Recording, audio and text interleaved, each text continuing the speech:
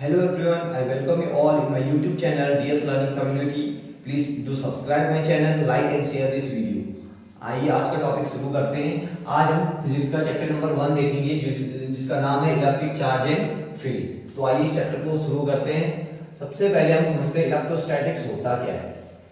Electrostatics, इस chapter में हम इलेक्ट्रोस्टैटिक्स के बारे में स्टडी करेंगे। क्या एक्चुअल में इलेक्ट्रोस्टैटिक्स होता क्या है, ठीक है। इलेक्ट्रोस्टैटिक्स दो वर्ड से मिलकर बना है, इलेक्ट्रो और स्टैटिक्स। इलेक्ट्रो मतलब होगा मेरा चार्ज और स्टैटिक्स का मतलब है रेस्ट, ठीक है। तो इलेक्ट्रोस्टैटिक क्या होता है? Study of charge at rest, study of charge at rest, ठीक है।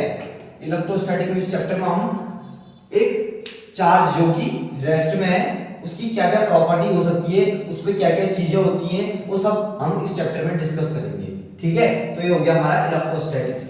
एक बेसिक सी डेफिनेशन इलेक्ट्रोस्टैटिक्स की है, the study of charge at rest, ठीक है। ये मेरा इलेक्ट्रोस्टैटिक्स होता है। तो आइए आगे से देखते हैं।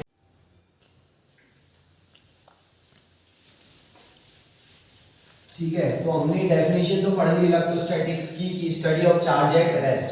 तो एक्चुअल में चार्ज होता क्या है, ठीक है।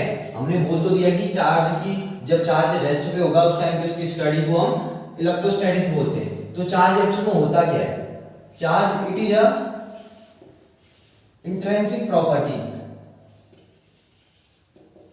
It is a intrinsic property of particles of matter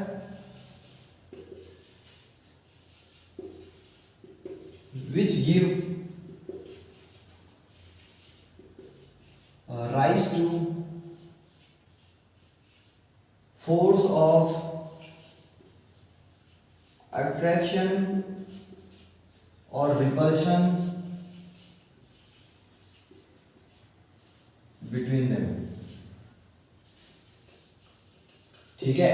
तो मेरा चार्ज होता क्या है? ये किसी भी पार्टिकल्स की, ठीक है, मैटर किससे बना होता है? पार्टिकल से, ठीक है। तो ये किसी भी पार्टिकल्स की एक प्रॉपर्टी होती है जिसके कारण पार्टिकल्स के बीच में फोर्स ऑफ अट्रैक्शन या रिपल्शन लगता है, ठीक है।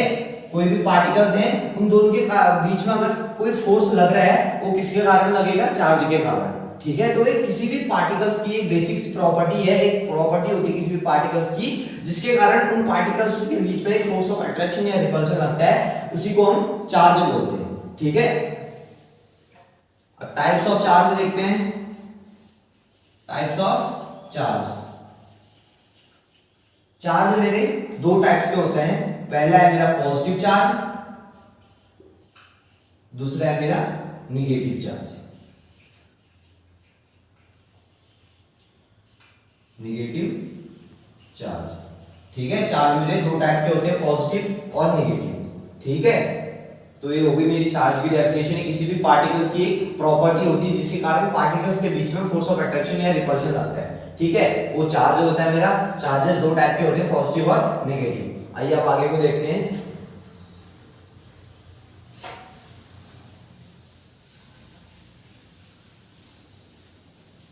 और आगे को देखते हैं चार्ज के बारे में। SI unit of charge. Charge की एसआई यूनिट होती है कूलाम, COULOMB, कूलाम, जिसको हम C से दिखाते हैं, कैपिटल C से रिप्रेजेंट करते हैं, ठीक है। एसआई यूनिट ऑफ चार्ज क्या होती है? कूलाम होती है। और it is a scalar quantity, it is a scalar quantity. Charge मेरी कैसी होती है? स्केलर क्वांटिटी होती है। स्केलर क्वांटिटी क्या होती है? जिसमें सिर्फ मैग्नीट्यूड होता है, उसमें कोई डायरेक्शन नहीं होता, वो मेरी स्केलर क्वांटिटी होती है। और देखते हैं हम चार्ज ऑन इलेक्ट्रॉन। इलेक्ट्रॉन में कितना चार्ज होता है? 1.6 into 10⁻⁻⁹ कूलम। ऐसी charge on proton, charge on proton में मेरा कितना चार्ज होता है? ये तो माइनस का होता है इलेक्ट्रॉन में, प्रोटॉन में प्लस का 1.6 into 10⁻⁻⁹ कूलम, ठीक है। ये तो हमारा हो गया चार्ज के बारे में छोटा सा एक इंट्रोडक्शन। अब आगे को देखते हैं।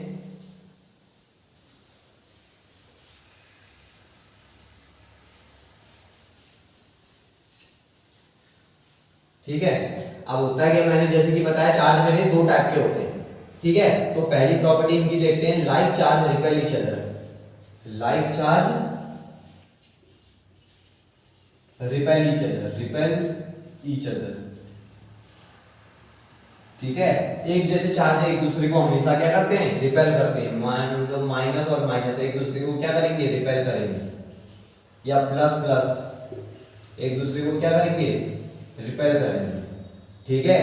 दूसरा है unlike charge attract each other. Unlike charge क्या करते हैं, अट्रैक्ट करते हैं, ठीक है। जैसे प्लस माइनस क्या करेंगे, अट्रैक्ट करेंगे, या बोल लो माइनस प्लस क्या करेंगे, अट्रैक्ट करेंगे, ठीक है। तो मेरी चार्ज की एक प्रॉपर्टी तो ये होगी कि लाइक लाइक चार्ज हमेशा एक दूसरे को क्या करेंगे, रिपेल करेंगे। लाइक मतलब एक जैसे चार्ज, माइनस माइनस एक दूसरे को रिपेल करेगा, या प्लस प्लस एक दूसरे को रिपेल करेगा। अनलाइक चार्ज हमेशा एक दूसरे को अट्रैक्ट करेंगे, प्लस माइनस बोल लो या माइनस प्लस बोल लो, हमेशा एक दूसरे को अट्रैक्ट करेंगे, ठीक है। चार्ज की एक पहली बेसिक प्रॉपर्टी ये होगी।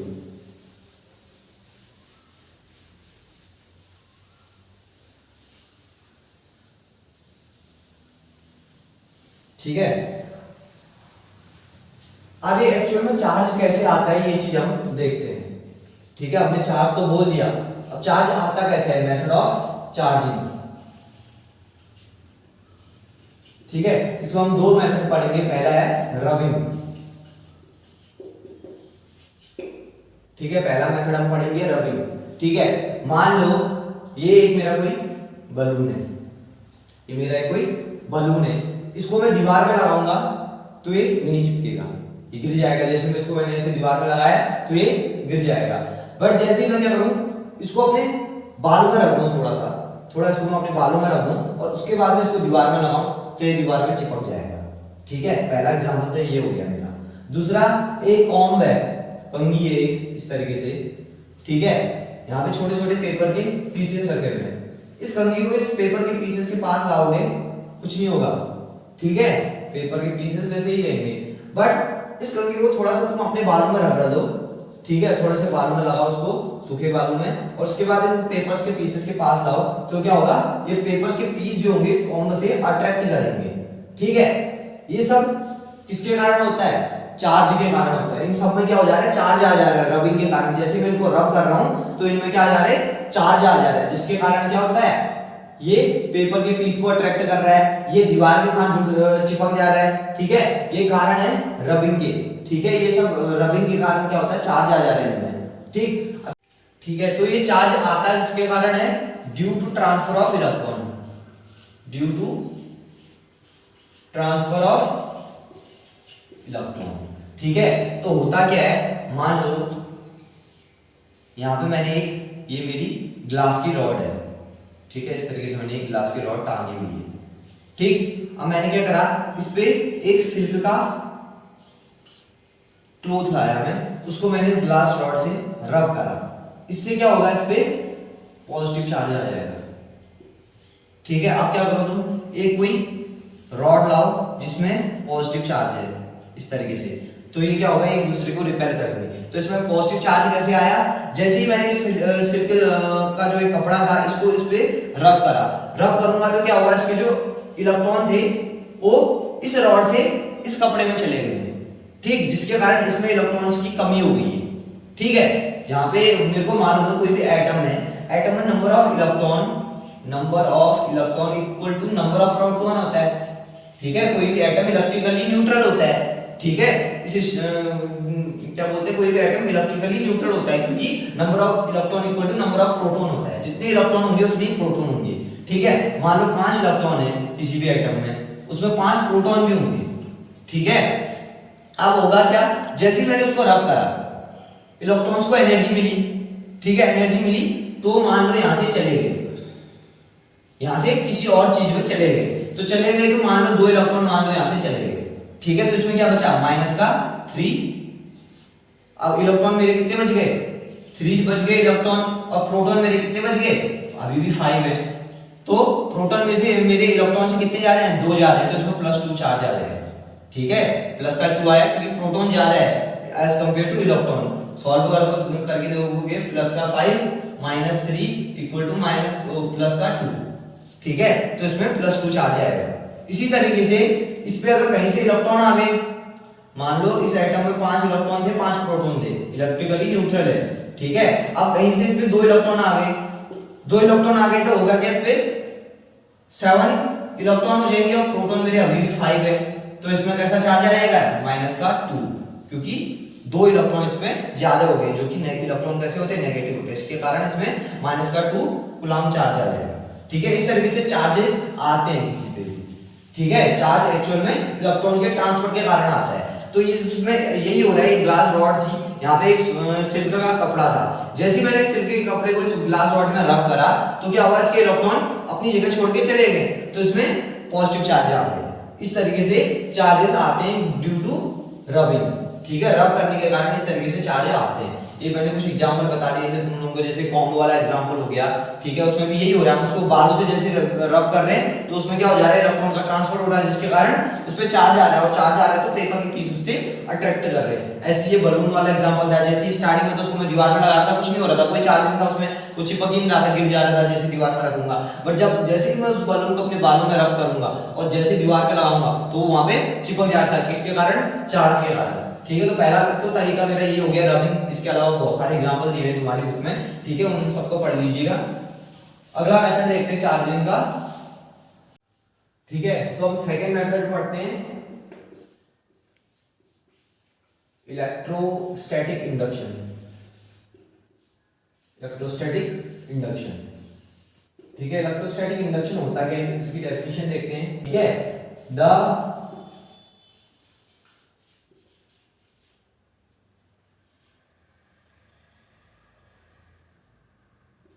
The phenomena of temporary electrification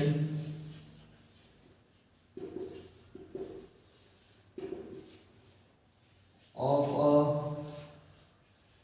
conductor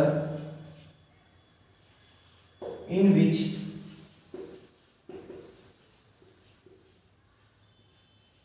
opposite charges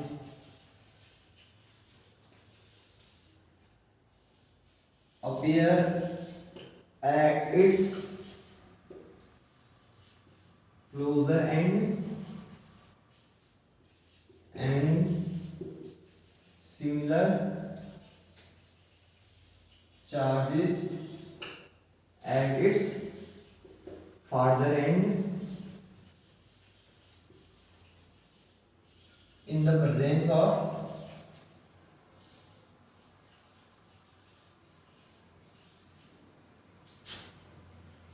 nearby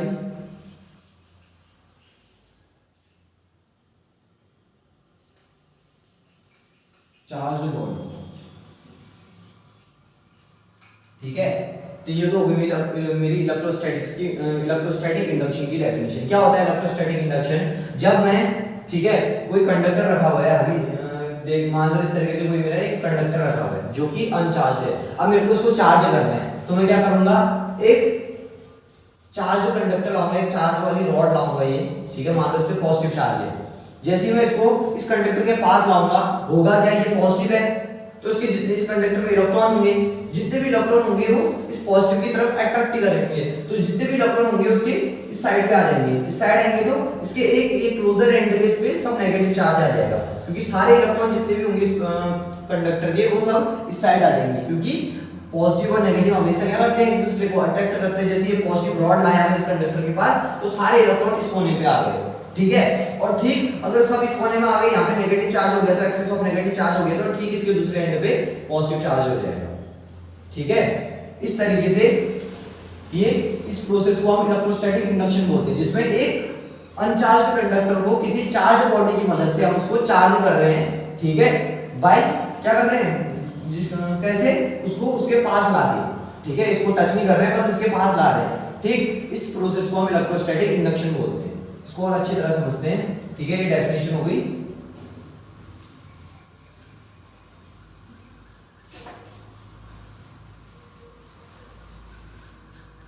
इस तरीके से देखो, ये मेरा कोई एक कंडक्टर है, इस तरीके से रखा हुआ है इसको, ठीक है, जो कि अभी अनचार्ज है। अब मैंने क्या करा, इसको चार्ज करना है, तो मैंने क्या करा, एक चार्ज रॉड लाया मैं, ये रॉड है मेरी, ठीक है, मान लो ये मेरी पॉजिटिव है, ये पॉजिटिव चार्ज की एक रॉड है जो कि मैं इस कंडक्टर के पास आया, इसको मेरे को चार्ज करना है।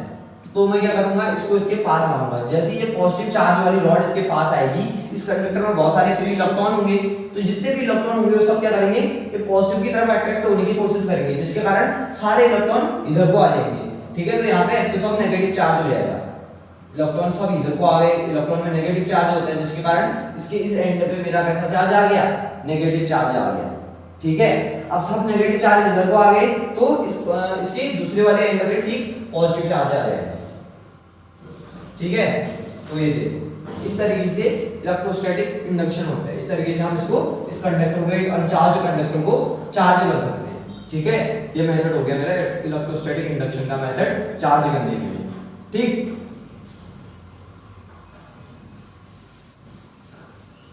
इसी तरीके से मान लो ये मेरा कोई एक स्फीयर है,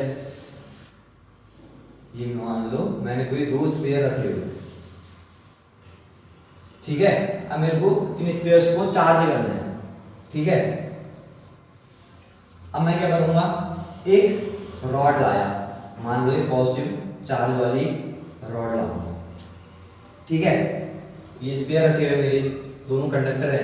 ठीक है, ऐसे एक रॉड लाया तो क्या होगा, सारे जितने भी नेगेटिव चार्ज होंगे इसके भी सब इस साइड पे आ जाएंगे, इस रॉड के पास आ जाएंगे, दोनों एक दूसरे से टच कर रहे हुए हैं, तो सब इलेक्ट्रॉन इधर को आ जाएंगे, क्योंकि पॉजिटिव और नेगेटिव एक दूसरे को अट्रैक्ट करते हैं। तो ये पॉजिटिव वाले के साथ अट्रैक्ट होने के लिए सारे इलेक्ट्रॉन जितने भी होंगे सब इस साइड आ जाएंगे। यहाँ पे पूरा नेगेटिव चार्ज आ गया, अब तो यहाँ पे सब नेगेटिव आ गया, तो इसके ठीक दूसरे एंड पे क्या आ जाएगा, सब पॉजिटिव चार्ज आ गया। ठीक है, ये सब यहाँ पे पॉजिटिव चार्ज आ गया। अब होगा क्या, अब इनको मैं सेपरेट कर देता हूँ, इन स्फीयर्स को, इस स्फीयर को मैंने सेपरेट कर दिया, सेपरेट कर दिया, तो यहाँ पे जो नेगेटिव चार्ज होगा इस तरीके से यूनिफॉर्मली डिस्ट्रीब्यूट हो जाएगा, और यहाँ पे ठीक है इस तरीके से पॉजिटिव चार्ज डिस्ट्रीब्यूट हो जाएगा, क्योंकि यहाँ पे सब पॉजिटिव पॉजिटिव था, नेगेटिव वाले तो सब इस साइड आ गए हैं, इसके भी और इसके तो यही है यहाँ पे नेगेटिव वाले, और इसके सारे पॉजिटिव वाले यहाँ चले गए हैं, तो इस वाले में खाली नेगेटिव रह गया इस वाले स्फीयर पे। ठीक है, और इस वाले पे सिर्फ पॉजिटिव पॉजिटिव रह गया। जैसे मैं दोनों को सेपरेट करूंगा तो नेगेटिव और पॉजिटिव, ये स्फीयर स्टार्टिंग में कोई चार्ज नहीं था इनमें, अब एक नेगेटिव चार्ज का स्फीयर बन गया, एक मेरा पॉजिटिव चार्ज का स्फीयर बन गया। इस तरीके से हम इलेक्ट्रोस्टैटिक इंडक्शन की मदद से किसी भी अनचार्ज कंडक्टर को चार्ज कर सकते हैं। ठीक है, तो ये टॉपिक यहीं पे एंड होता है इलेक्ट्रोस्टैटिक इंडक्शन का। ठीक, अब आगे को देखते हैं।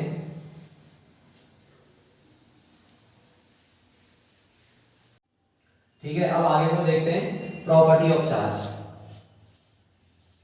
Property of charge. चार्ज की हम यहाँ पे तीन प्रॉपर्टी पढ़ेंगे। पहली प्रॉपर्टी है एडिटिविटी, एडिटिविटी। ठीक है, ये प्रॉपर्टी क्या बोलती है, मान लो ये मेरा कोई एक सिस्टम है, इसमें बहुत सारे चार्ज रखे हुए हैं, प्लस का 2 कूलम, माइनस का 5, +8, -3, +1, इस तरीके से मान लो इस सिस्टम में बहुत सारे चार्ज रखे हुए हैं। तो अगर मेरा जो टोटल चार्ज होगा, ठीक है, जो मेरा टोटल चार्ज होगा कितना होगा, मैं क्या करूंगा, इन सबको अलजेब्रिकली ऐड कर दूंगा। 2 +1 +8 +-5 -3। ठीक है, तो ओवरऑल देखूंगा 2 + 1 3 +8, ये तो प्लस माइनस माइनस का 5 होगा, माइनस का 3 होगा। ठीक है, 3 + 8 -5 -3 -8, 8 से 8 गया, खाली 3 कूलम बचा। ठीक है, तो इससे ये समझ आ रहा है कि किसी भी सिस्टम में जो टोटल चार्ज होगा, ठीक है, वो क्या होगा, अलजेब्रिक सम होगा।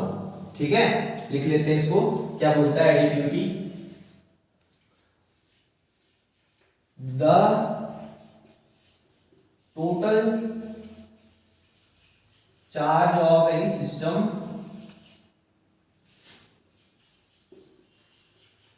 is the sum of individual charge, individual charges placed at the system। ठीक, जो Q टोटल होगा वो मेरा Q1 plus Q2 plus Q3 ऐसे डैश Qn तक जितने भी चार्ज रखे हुए होंगे। ठीक है, पहली प्रॉपर्टी ये होगी मेरी एडिटिविटी। कोई सिस्टम में अगर बहुत सारे चार्ज रखे हुए हैं तो उस सिस्टम का अगर मैं टोटल चार्ज देखना चाहूँ ओवरऑल, तो वो जितने भी चार्ज होंगे वो अलजेब्रिकली मेरे ऐड हो जाएंगे। ठीक है, अलजेब्रा हम जानते हैं ना, बेसिक 2 प्लस 3 जो चीज हम करते हैं वही हमारा अलजेब्रा है, तो अलजेब्रिकली ये ऐड हो जाएंगे क्योंकि ये कैसा है मेरे स्केलर क्वांटिटी है, तो इसके में स्केलर के ही रूल फॉलो होंगे। ठीक, पहली प्रॉपर्टी हो गई हमारी एडिटिविटी। ठीक,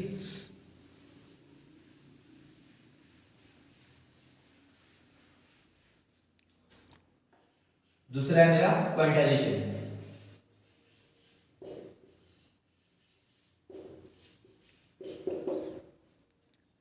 ठीक है, दूसरी प्रॉपर्टी है हमारी क्वांटाइजेशन। ठीक है, तो हम अगली प्रॉपर्टी समझते हैं क्वांटाइजेशन। ठीक, क्वांटाइजेशन क्या बोलता है, the total charge of a body is integral multiple of quantum of charge, quantum of charge. ठीक है, फॉर्मूला होता है Q इक्वल टू N। ठीक, इसको समझते हैं। क्वांटाइजेशन का मतलब क्या होता है, एक बॉडी से दूसरी बॉडी में जब हम चार्ज को ट्रांसफर करेंगे जो कि एक इंटीजर के फॉर्म में होगा, ना कि फ्रैक्शन के फॉर्म में। एन यहाँ पे होता है मेरा इंटीजर। इंटीजर, ठीक है, इंटीजर क्या होते हैं मेरे 0 प्लस माइनस 1 प्लस माइनस 2, ठीक है, इस तरीके से इन्फिनिटी का। ठीक है, इंटीजर मेरे प्लस वाले भी हो सकते हैं, माइनस वाले भी हो सकते हैं, बट कभी इंटीजर क्या होते हैं फ्रैक्शन वाले तो कभी 0.5 या 1/2 ये मेरे इंटीजर नहीं होते हैं। ठीक है, तो जो बोल रहा है जो किसी भी बॉडी का जो चार्ज होगा वो हमेशा integer into quantum of charge, quantum of charge मतलब चार्ज ऑन इलेक्ट्रॉन। ठीक है, चार्ज ऑन 1 इलेक्ट्रॉन। ठीक, तो इसका मतलब क्या है, एक बॉडी से जब दूसरी बॉडी में हम चार्ज ट्रांसफर करेंगे जो कि एक इंटीजर के फॉर्म में होगा, ना कि फ्रैक्शन के फॉर्म में। ठीक है, ये नहीं सुनोगे कभी कि 0.5 चार्ज ट्रांसफर हुआ या 0.2 चार्ज ट्रांसफर हुआ, हमेशा सुनोगे प्लस का 2 चार्ज ट्रांसफर हुआ या माइनस का 2 चार्ज ट्रांसफर हुआ, इस तरीके से। ठीक, तो ये मेरा हो गया क्वांटाइजेशन ऑफ चार्ज। अगली प्रॉपर्टी देखते हैं,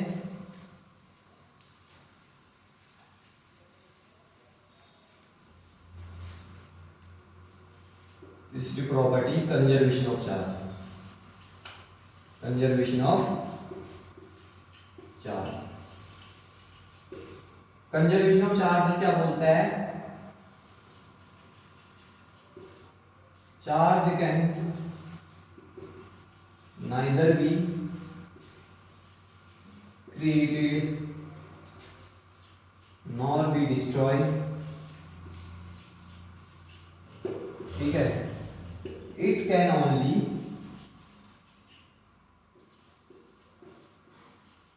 transfer from one body to another, from one body to another। ठीक है, और दूसरा पॉइंट है total charge of isolated body remain constant.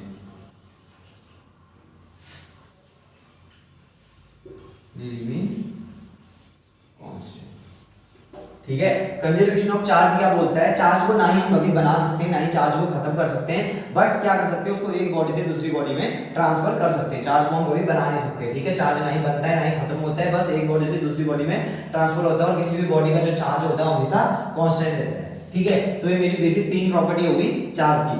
ठीक, तो ये वीडियो यहीं पे एंड होती है। अगर ये वीडियो आपको अच्छी लगी हो तो ज्यादा से ज्यादा इसको शेयर करो, चैनल को जल्दी से जल्दी सब्सक्राइब करो। Thank you.